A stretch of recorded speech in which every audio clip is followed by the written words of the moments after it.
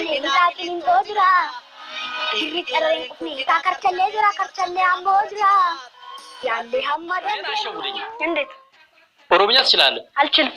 እርግጠኛ ነህ? እውነት እኔ እውነት ማለት ደግሞ እግዚአብሔርን ነው። እግዚአብሔርን ልጅ ደግሞ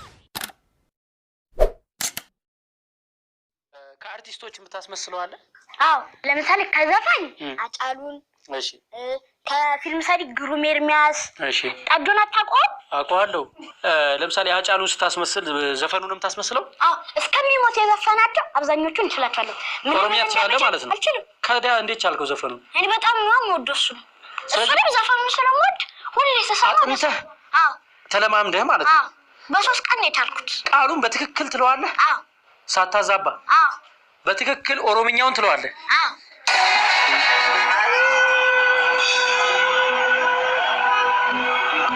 jirtu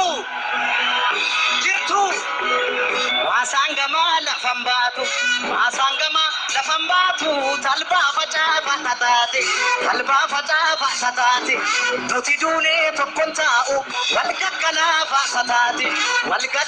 fatate emule abora borri dolamale malgoti gorri jirtu ijoolleen boranaa jirtu ijoolleen tuulamaa jirtu ijoolleen maccaa jirtu ijoolleen baareetu jirtu eessa jirtu weelee birra gadaa eessa jirtu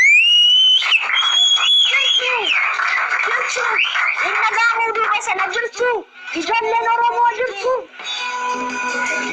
geerar naan jettu geerar naan jettu meekee kaleelure badi naan jettu meekee qajeelure ani maalan geerara kaloo yaada yeelala birri kadaren kufne gitaaqin toojira birri kadaren kufne gitaa karchallee jira karchallee ammoo jira yaalle hamma dandeenyu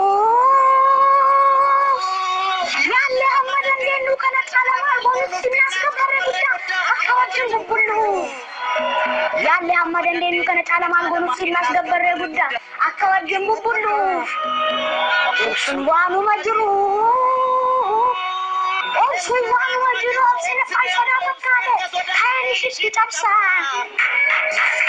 maasaan gamaa lafan baatu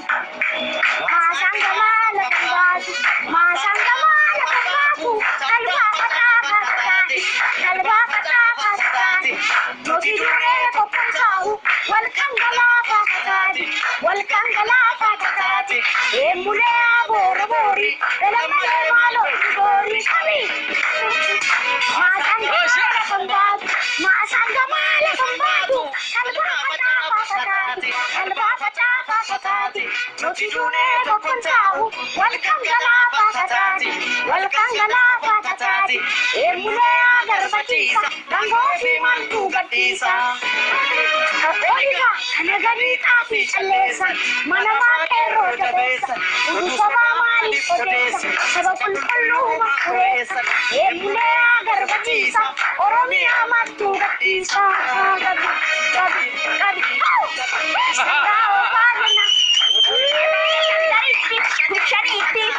bishan namaan bita bariini ya alaamaa qawwe antoona labaniini yaa maarree hojii jaban gaafadhu ambo keessaa lola akka shaggargee mataanii abbaanii soodhee manjiraan badu maqaanii guree aadaa jidduu goosonnaa deemmatinii hedduu amasagiraan አንተ አሁን ሌላ ይኸውልህ ህፃን ልጅ ምናምን ሸውድ እኔን አሸውደኝ። እንዴት ኦሮምኛ ትችላለህ? አልችልም። እርግጠኛ ነህ? እውነት እኔ እውነት ማለት ደግሞ እግዚአብሔርን ነው። እኔ እግዚአብሔርን ብዬ ደግሞ አለሽ ኦሮምኛ ቋንቋውን አትችለውም? አልችለውም። በጣም ደስ ይለኝ ነበር። የምትችል ነው ይመስለው 100% ስሰማ እያንዳንዱን ቃል እየረገጥክ ነው የምትለው። መጀመሪያ ስሰማው ዘፈኑን ማለት ነው እኔ ሰው ዘፈኑን ብቻ የምወደው ይመስለው። እኔ ግን እሱ ነው የምወደው። ለምን መሰለህ ዘፈኑን አጫሉን መጥራት አልችልም። እንዴት? ለምሳሌ እሱን ተወደዋለህ እግዚአብሔርን አልወደም ማለት አልችልም። 40 ዓመት ከሆነ ስንት ዓመት ሆነ አሁን?